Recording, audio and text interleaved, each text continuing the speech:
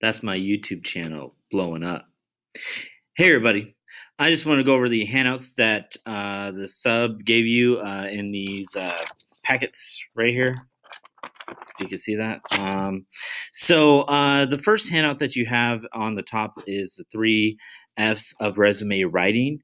Basically, you were to take notes right here on my previous video on the 3 F's to resume writing. And then down here, you are to review the sample resumes provided, take notes describing each of the 3 F's. So you're to look at the first resume and then the second resume, and then take notes on those resumes and write what the function is of the resume, what the form is, and what the effectiveness. If you haven't watched my previous video on the 3 F's of resume writing, please go back to the previous video and watch that before you continue on with this one. So the next handout, that's not the next handout. That's not the next handout. This is the next handout. The next handout is our resumes. There are 2 of them. So these are examples of students, of high school students that have written resumes. They're not real, of course, but am I still recording? I think I am. Anyway. Yeah, so okay, so it's still recording. Okay, I'm still new to this whole thing. So anyway, so yeah, the 2 resumes are 2 resumes. You need to go back to this handout. Let's see here. This one, and fill it in accordingly based off of what you see here for the 3 F's on the effectiveness, form, and functionality of the 2 resumes that you see in there. The third handout are the letter of introductions, and I'll explain those in just a second. So what you'll see next are, let me see here, are the resume ideas getting started handout. So of course you're going to put your work experience. Now in the previous video, I forgot to mention that if you volunteered for like Friends of CID, or you volunteer for something outside of school, you need to put that. That's very important because that's work experience. And as I said in the previous video, work experience is valuable. So please make sure you put, like, if you volunteered or you did community service, please make sure you put that in your resume and your letter of introduction. So volunteer experience, again, you want to put that. Academic honors. If you have any awards or anything like that from your high school years, preferably. Not so much elementary school, because elementary school is kind of, happened a long time ago.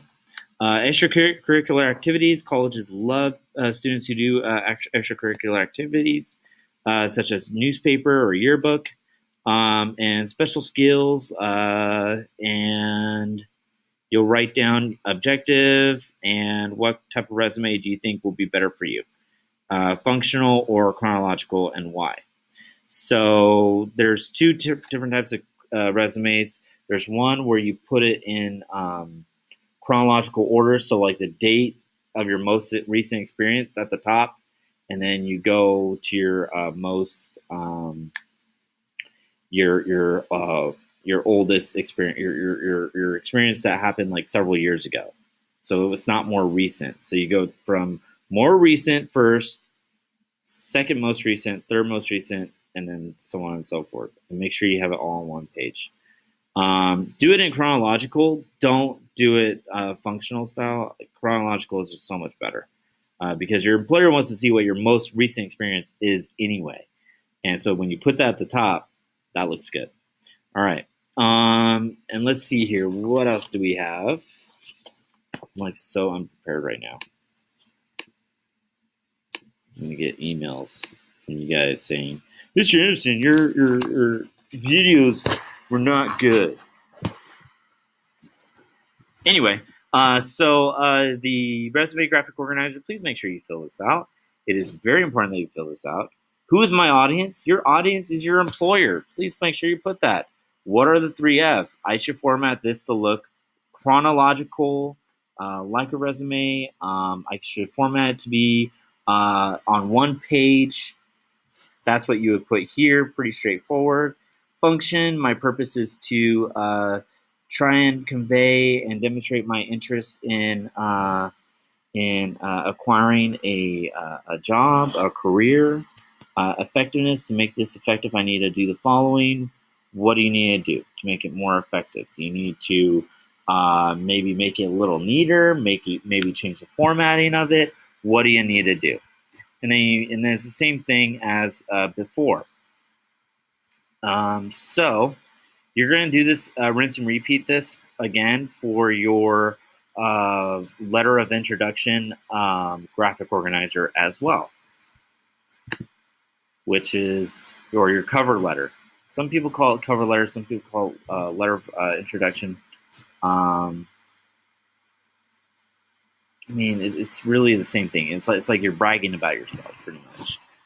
Let me see here. Resume, some high school letters. Okay, I think I covered mostly everything. Now, there's going to be a link that I'm going to provide in Google Classroom that's going to be a resume generator. And so, and letter generator. The letter generator, I am not going to provide you guys.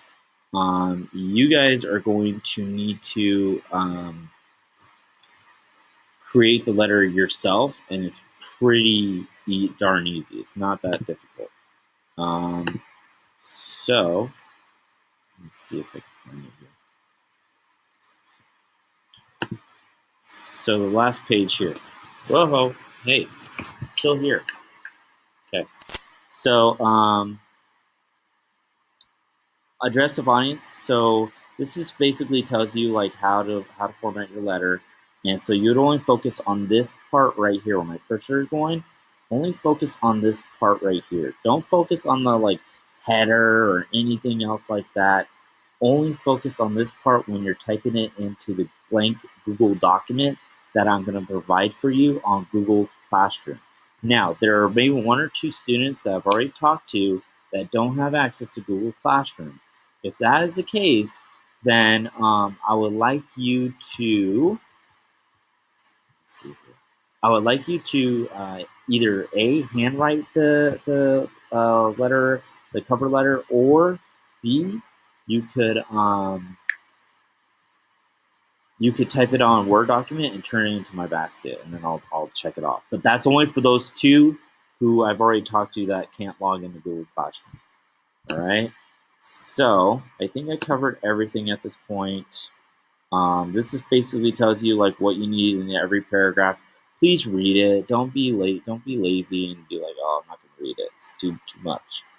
Okay, you gotta read it. All right. And then of course sign, write sincerely, comma, and then type your name. Okay, so you need your address at the top, date, address of audience, to whom it may concern. That's what you would write here. To whom it may concern, and then, or you would say, San Bernardino City Unified School District, HR, and then dear whoever it is that you're addressing.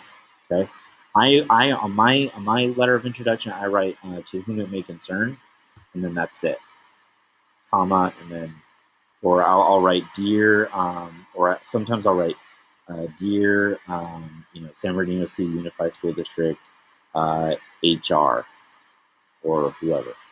Okay, so I think that does it, and I will see you guys in the next video. Later.